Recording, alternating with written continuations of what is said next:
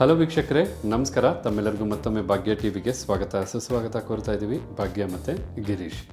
ಸ್ನೇಹಿತರೆ, ಇವತ್ತಿನ ಈ ವಿಡಿಯೋದಲ್ಲಿ ಸ್ವಲ್ಪ ಸ್ಪೆಷಲ್ ಆಗಿರತಕ್ಕಂಥ ರೈಸನ್ನು ಮಾಡಿ ತಿಳಿಸ್ತಾ ಇದ್ದೀವಿ. ಹೌದು, ನಾವು ಜನರಲ್ ಆಗಿ ಪುಳಿಯೋಗರೆ ಮಾಡ್ತೀವಿ, ಚಿತ್ರಾನ್ನ ಮಾಡ್ತೀವಿ, ಹಲವಾರು ಬಗೆಯಾದಂಥ ರೈಸ್ ಐಟಮ್ನ ಮಾಡಿ ತಿಂತೀವಿ. ಇವತ್ತಿನ ವಿಡಿಯೋದಲ್ಲಿ ಉದ್ದಿನಬೇಳೆ ರೈಸನ್ನು ಯಾವ ರೀತಿ ಮಾಡೋದು ಅಂತ ತಿಳಿಸ್ಕೊಡ್ತಾ ಇದ್ದೀವಿ. ಹೆಸರೇ ಕೇಳ್ತಾ ಇರೋ ಒಂಥರ ಆಶ್ಚರ್ಯ ಆಗುತ್ತಲ್ವಾ? ಉದ್ದಿನಬೇಳೆ ರೈಸಾ ಹೇಗಿರುತ್ತೆ ರುಚಿ ಅಂತ. ಖಂಡಿತ ಬಹಳ ಸೊಗಸಾದಂಥ ರುಚಿ. ಹಾಗಿದ್ರೆ ಮತ್ತೆ ಆಗ್ತಡ, ಬನ್ನಿ ಉದ್ದಿನಬೇಳೆ ರೈಸ್ ಮಾಡೋದಕ್ಕೆ ಏನೆಲ್ಲ ಪದಾರ್ಥಗಳು ಬೇಕು, ಹಾಗೆ ತಯಾರು ಮಾಡ್ತಕ್ಕಂಥ ವಿಧಾನ ಹೇಗೆ ಅಂತ ಈಗ ನೋಡ್ಕೊಳ್ಳೋರಂತೆ. ಉದ್ದಿನಬೇಳೆ ರೈಸ್ ಮಾಡೋದಕ್ಕೋಸ್ಕರ ಮೊದಲಿಗೆ ಒಂದು ಬಾಣಲಿನ ಬಿಸಿ ಮಾಡ್ಕೊಳ್ತಾ ಇರ್ತಕ್ಕಂಥದ್ದು. ಈಗಿಲ್ಲಿ ಬಾಣಲಿ ಬಿಸಿಯಾಗಿದೆ. ಬಿಸಿಯಾದಂಥ ಬಾಣಲಿಗೆ 1/4 ಕಪ್ಪಷ್ಟು ಉದ್ದಿನಬೇಳೆನ ಹಾಕಿ, ನಂತರ ಉದ್ದಿನಬೇಳೆನ ಹುರಿಯೋದಕ್ಕೋಸ್ಕರ ಸ್ವಲ್ಪ ಅಂದರೆ ಒಂದು ಅರ್ಧ ಟೀ ಸ್ಪೂನಷ್ಟು ಎಣ್ಣೆನ ಹಾಕ್ಕೋಬೇಕಾಗತ್ತೆ.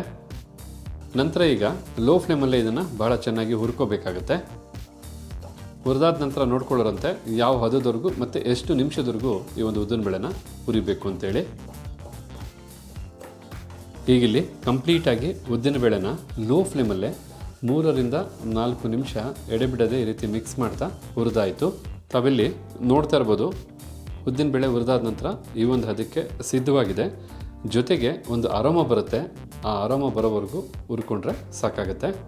ನಂತರ 1 ಟೀ ಸ್ಪೂನಷ್ಟು ಧನಿಯಾ ಕಾಳನ್ನು ಹಾಕ್ಕೊಳ್ತಾ ಇರ್ತಕ್ಕಂಥದ್ದು, ಹಾಗೆ 5ರಿಂದ 6 ಖಾರದ ಮೆಣಸಿನಕಾಯಿ, ಸ್ವಲ್ಪ ಕರಿಬೇವಿನ ಸೊಪ್ಪನ್ನು ಹಾಕಿ, ಜೊತೆಗೆ ಒಂದು ಚಿಕ್ಕ ನೆಲ್ಲಿಕಾಯಿ ಗಾತ್ರದಷ್ಟು ಹುಣಸೆ ಹಣ್ಣನ್ನು ಸಹ ಹಾಕಿ, ಈಗ ಇದನ್ನೆಲ್ಲ ಒಂದು 2 ನಿಮಿಷ ಮತ್ತೆ ಹುರ್ಕೋಬೇಕಾಗತ್ತೆ. ಮೆಣಸಿನಕಾಯಿ ಹಾಗೆ ಕರಿಬೇವಿನ ಸೊಪ್ಪನ್ನು ಹಾಕಿದ ನಂತರನೂ ಲೋ ಫ್ಲೇಮಲ್ಲೇ ಹುರ್ಕೊಳ್ತಾ ಇರ್ತಕ್ಕಂಥದ್ದು. ಈಗಿಲ್ಲಿ ಒಂದು 2 ನಿಮಿಷಗಳ ಕಾಲ ಲೋ ಫ್ಲೇಮಲ್ಲೇ ಈ ಎಲ್ಲ ಪದಾರ್ಥನೂ ಚೆನ್ನಾಗಿ ಮತ್ತೆ ಹುರಿದಾಯಿತು.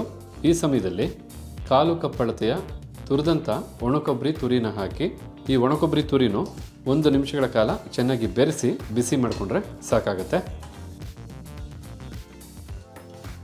ಉದ್ದಿನಬೇಳೆ ರೈಸ್ ಮಾಡೋದಕ್ಕೆ ಬೇಕಾದಂಥ ಮುಖ್ಯವಾದ ಪದಾರ್ಥಗಳನ್ನೆಲ್ಲ ಚೆನ್ನಾಗಿ ಹುರಿದಾಯಿತು. ಈಗ ಫ್ಲೇಮನ್ನು ಆಫ್ ಮಾಡ್ಕೊಳ್ಳೋಣ. ಹುರಿದು ಬಿಸಿ ಇರತಕ್ಕಂಥ ಈ ಪದಾರ್ಥಗಳೆಲ್ಲ ಕಂಪ್ಲೀಟಾಗಿ ತಣ್ಣಗಾಗಬೇಕು. ಯಾಕೆಂದರೆ ತಣ್ಣಗಾದ್ಮೇಲೆ ಈ ಪದಾರ್ಥಗಳನ್ನೆಲ್ಲ ನುಣ್ಣಿಗೆ ಅಥವಾ ಸ್ವಲ್ಪ ತರತರಿಯಾಗಿ ಪುಡಿ ಮಾಡ್ಕೋಬೇಕಾಗತ್ತೆ.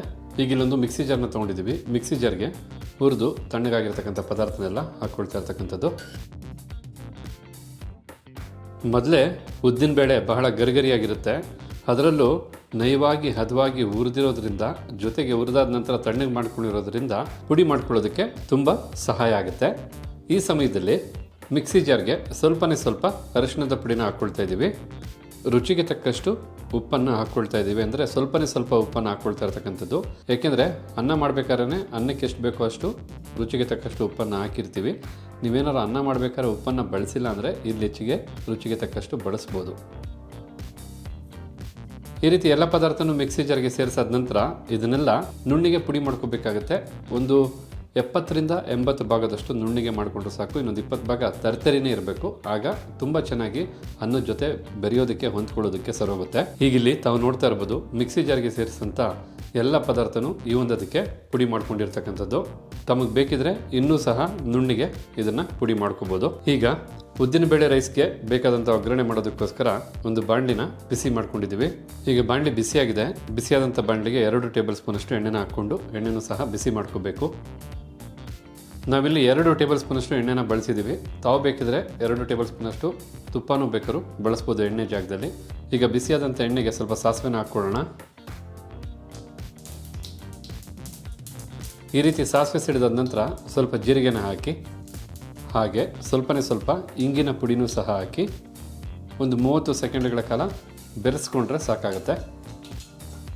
ಈ ಸಮಯದಲ್ಲಿ 2 ಟೇಬಲ್ ಸ್ಪೂನಷ್ಟು ಕಡಲೆಕಾಯಿ ಬೀಜನ ಹಾಕಿ 1 ನಿಮಿಷಗಳ ಕಾಲ ಕಡಲೆಕಾಯಿ ಬೀಜನ ಫ್ರೈ ಮಾಡ್ಕೋಬೇಕು. ಕಂಪ್ಲೀಟಾಗಿ ಈ ಒಂದು ಒಗ್ಗರಣೆನ ಹಾಗೆ ಕಡಲೆಕಾಯಿ ಬೀಜನ ನಾವೇನು ಫ್ರೈ ಮಾಡ್ಕೊಳ್ತಾ ಇದ್ದೀವಲ್ಲ, ಲೋ ಫ್ಲೇಮ್ ಅಥವಾ ಮೀಡಿಯಂ ಫ್ಲೇಮಲ್ಲೇ ಮಾಡ್ಕೋಬೇಕಾಗತ್ತೆ.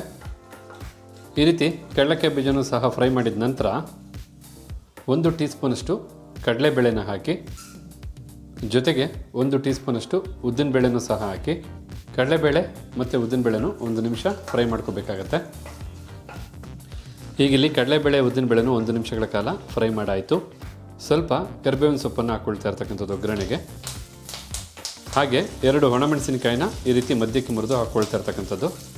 ಒಂದು 30 ಸೆಕೆಂಡ್ಗಳ ಕಾಲ ಈ 2 ಪದಾರ್ಥನೂ ಬೆರೆಸಿ ಬಿಸಿ ಮಾಡಿಕೊಂಡ್ರೆ ಸಾಕಾಗುತ್ತೆ. ಈಗ ಉದ್ದಿನಬೇಳೆ ರೈಸಿಗೆ ಬೇಕಾದಂಥ ಒಗ್ಗರಣೆ ಸಿದ್ಧವಾಯಿತು. ಫ್ಲೇಮನ್ನು ಆಫ್ ಮಾಡ್ಕೊಳ್ಳೋಣ. ಹಾಗೆ ಈ ಒಗ್ಗರಣೆಗೀಗ ಅನ್ನನ ಬೆರೆಸಿ ಮಿಕ್ಸ್ ಮಾಡ್ಕೋಬೇಕಾಗತ್ತೆ. ತಾವಿಲ್ಲಿ ನೋಡ್ತಾ ಇರ್ಬೋದು, 1 ಕಪ್ ಅಳತೆಯ ಅಕ್ಕಿನ 10 ನಿಮಿಷಗಳ ಕಾಲ ನೀರಲ್ಲಿ ನೆನೆಸಿ ತದನಂತರ 1.5 ಕಪ್ಪಷ್ಟು ನೀರು ಹಾಕಿ 2 ವಿಸಲು ಕೂಗಿಸ್ಕೊಂಡು ಈ ರೀತಿ ಬಿಡಿ ಬಿಡಿಯಾಗಿ ಮಾಡಿರ್ತಕ್ಕಂಥ ಅನ್ನ ಇದು. ಈಗ 1 ಕಪ್ ಅಳತೆಯ ಅಕ್ಕಿನಲ್ಲಿ ಬೇಯಿಸಿದಂಥ ಅನ್ನನ ಬಾಣಲಿಗೆ ಹಾಕೋಬೇಕಾಗತ್ತೆ.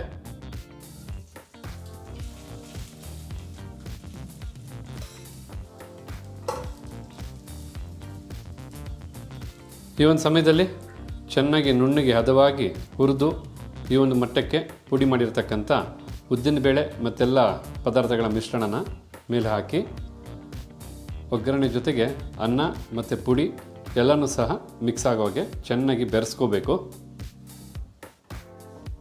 ಈ ಒಂದು ರೆಸಿಪಿಗೆ ಅನ್ನನ ಈ ರೀತಿ ಬಹಳ ಬಿಡಿಬಿಡಿಯಾಗಿ ನೀವು ಸಿದ್ಧ ಮಾಡಿಕೊಂಡ್ರೇ ಬಹಳ ಸೊಗಸಾಗಿ ರುಚಿನ ಪಡೆಯೋದಕ್ಕೆ ಸಾಧ್ಯ ಆಗ್ತಕ್ಕಂಥದ್ದು. ಅನ್ನ ಮುದ್ದೆ ಆದರೆ ನಾವೇನು ಪುಡಿ ಮಾಡಿ ಬೆರೆಸಿದ್ದೀವಲ್ಲ ಅದೆಲ್ಲ ಚೆನ್ನಾಗಿ ಹೊಂದ್ಕೊಳ್ಳೋದಕ್ಕೆ ಆಗೋದಿಲ್ಲ. ಬಟ್ ಈ ರೀತಿ ಬಿಡಿಬಿಡಿಯಾಗಿದ್ದರೆ ಪ್ರತಿಯೊಂದು ಅನ್ನದ ಅಗುಳಿಗೂ ಸಹ ನೀಟಾಗಿ ಕೋಟಿಂಗ್ ಆಗುತ್ತೆ. ಆಗ ತಿಂತಾ ಇರಬೇಕಾದ್ರೆ ಒಳ್ಳೆ ರುಚಿ ಸಿಗುತ್ತೆ.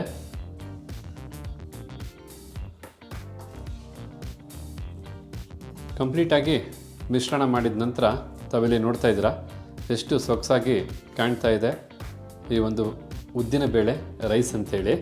ಈ ರೀತಿಯಾದಂಥ ಉದ್ದಿನಬೇಳೆ ರೈಸನ್ನು ಒಮ್ಮೆ ಮಾಡಿ ನೋಡಿ, ಎಷ್ಟು ಸೊಗಸಾಗಿರುತ್ತೆ ಅಂದರೆ ತಿಂತಾ ಇದ್ದರೆ ಇದರಲ್ಲಿ ಹಾಕಿರ್ತಕ್ಕಂಥ ಪ್ರತಿಯೊಂದು ಪದಾರ್ಥದ ರುಚಿನೂ ಪ್ರತ್ಯೇಕವಾಗಿ ತಿಳಿಯುತ್ತೆ. ಅಷ್ಟು ಬ್ಯೂಟಿಫುಲ್ ಆದಂಥ ರೈಸ್ ಇದು.